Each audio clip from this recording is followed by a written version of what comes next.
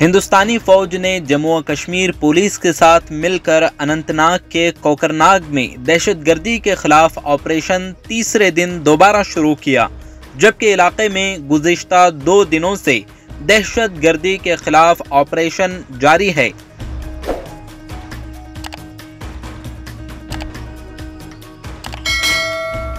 security forces ने 12 सितंबर को राजौरी के नरला में इनकाउंटर के दौरान 2 दहशतगर्दों को बेअसर कर दिया था,